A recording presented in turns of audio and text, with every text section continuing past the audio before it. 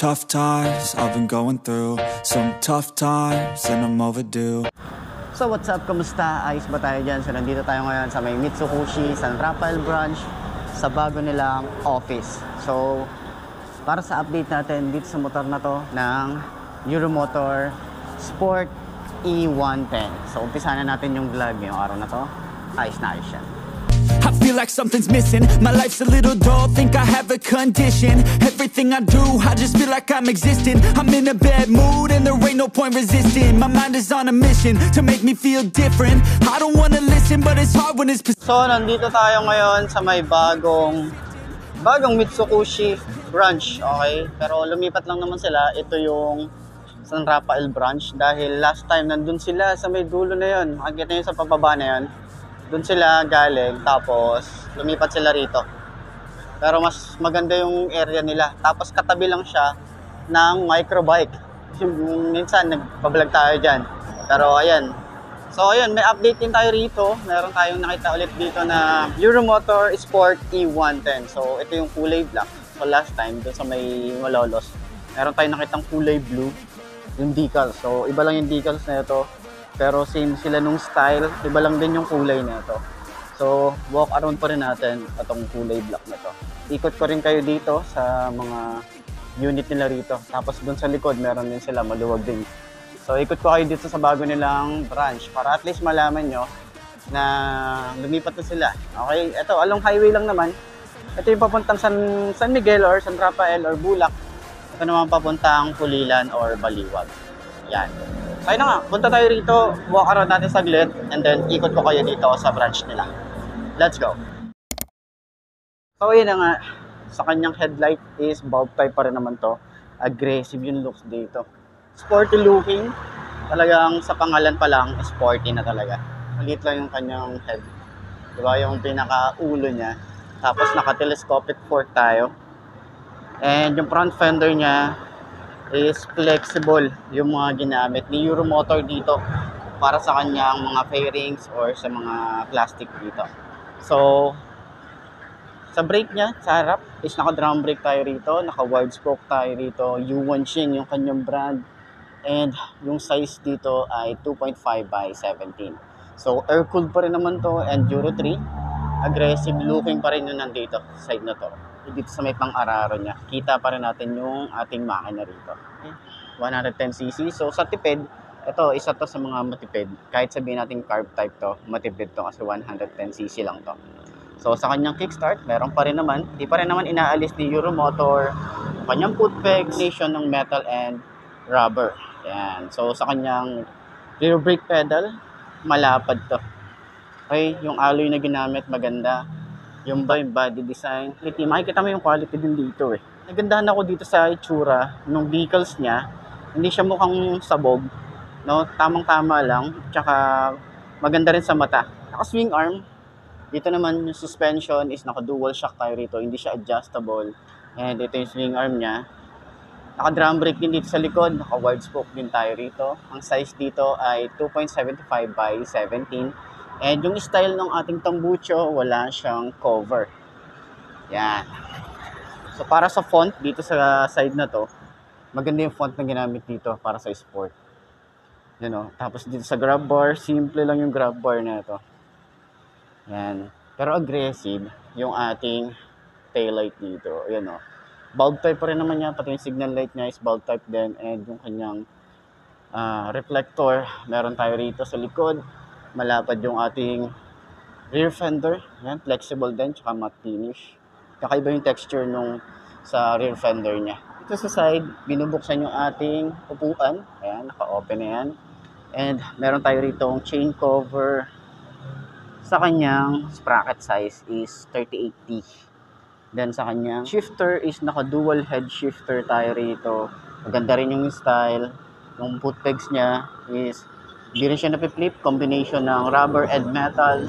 Side stand, ang cute ng side stand nito. Sa upuan, ito naman tayo sa upuan, malapad, makapal, malambot, sobrang lambot. Hanggang dito sa ating OBR, malambot yan. So kagandahan din dito, meron din tayo ritong helmet hook. Yun o, kung in case na kailangan nyo mag-park sa mall is meron tayong mapaglalagyan ng helmet natin. Tapos, yung compartment natin, meron siyang cover. Ayan yung itsura niya. Okay? Dito yung battery nilalagay. And then, kahit pa paano, meron tayong mapaglalagyan dito. So, sa fuel tank capacity niya, nasa around 4 liters.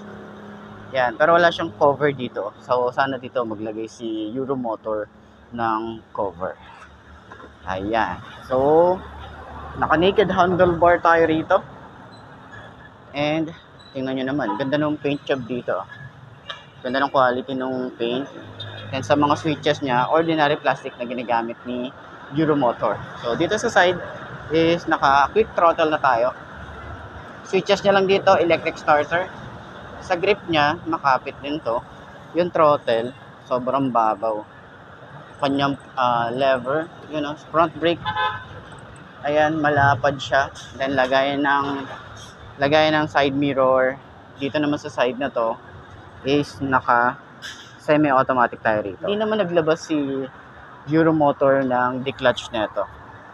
So, dito sa side is yung on and off ng park light, headlight, and yan, off. So, high and low, signal light, busina, and then choke. Yan. Sa kanya ignition key, simple lang. Tapos, ito yung susi niya. Medyo maliit lang talaga yung datingan. And naka analog type tayo rito. So, meron siyang digital dito para sa gear indicator, speedometer, odometer, and then fuel gauge. And then, pag naka-high beam, left and right signal light. Ayan yung datingan niya. Tapos yung bati niya, ito yung datingan. Maganda, di ba? Maganda ng style dito. May mga lining din yan. And then, makikita natin yung aggressiveness ng motor.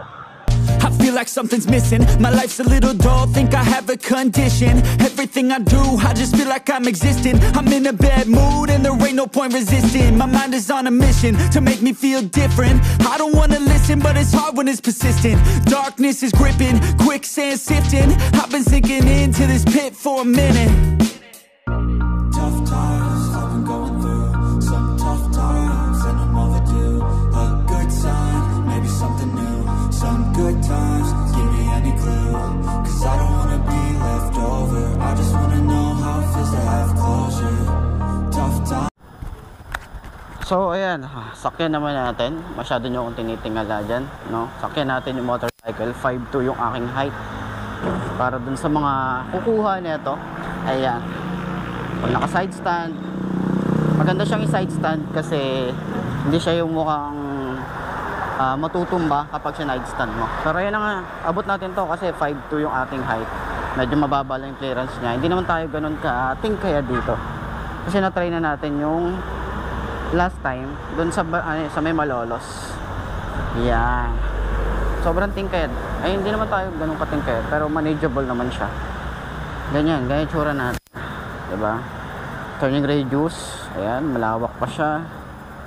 Yun o, malawak pa siya. Yung shock niya, maganda yung shock. Ayan, medyo malambot lang pala yung gulong dun sa harap. Para yung shock dito sa likod. Ayan, gusto ko yung shock dito sa likod eh. Napaka smooth. Diba? Ayan, tapos magaan lang din yung motorcycle. So, ayan. Okay, so para sa lahat ng mga gustong kumuha nito, puntahan nyo na lang dito, mag-inquire na lang kayo, ilalagay yung contact number nila para at least makapag-inquire kayo dito. Ayos yan. So, ikot ko kayo. Ayan, ito yung tsura. Meron sila mga available dito na icon. Meron pa mga icon dito. Ayan, icon. Isang unit dito. Para sa price. Ayan yung price niya. Ayan, straight monthly sila ngayon. Ayan o, tapos dito sa Rapido, straight monthly din. Ayan, ito yung available na unit nila. So, sa Marvel 125, ayan, straight monthly din. So, dito sa side, meron din silang cafe ratio 152. Ayan o, ayan, screenshot nyo na lang para at least makita nyo yung updated na price natin ngayon. Ayan, para dito. Tapos dito naman, meron silang bonus. Punta ako sa likod Meron din silang pang tricycle dito. 150cc. Ayan, parehas yung 150cc. Ayan. So, meron silang available dito. Kulay red and kulay black. Tapos dito sa likod, pakita natin. Para doon sa mga gustong kumuha ng mga repo nila. Yun o. Medyo ano lang to. Matarik lang yung ating hagdan. Pero pakita ko lang yung mga repo nyo Mas maluwag dito sa likod Sarap mag-vlog dito sa likod Hindi, malinis na nga yan. So yan, may mga available sila rito, yung mga repo nila. Magkano yung down dito? 1.5 lahat to, no? Ito, 1.5. Yan, meron silang Beeperman. Beeperman din dito. Tapos, 175 na Daan Hari. Baka trip nyo lang, di ba? Puntahan nyo dito. Bisitahin nyo sila, yan, bago nilang area dito. Maluwag dito. Yun. So, ayan yung mga repo lang nila dito.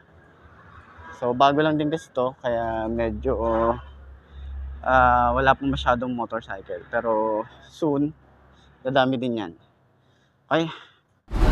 So yun nga mga boss, no, ito na ba ang motor na babagi sa'yo? Kung ito na nga ay markahan mo na at mag-subscribe ka na sa aking YouTube channel, i-click mo na rin yung notification bell para updated ka sa lahat ng videos na upload natin dito araw-araw. So laging tatandaan, wala sa brand ng motor ang tatagal yan. Kung di na sa pag-aalaga mo yan, tatagal yan, ayos na ayos yan. So kita-kita na lang ulit tayo bukas. I'm Mark D. Ciao.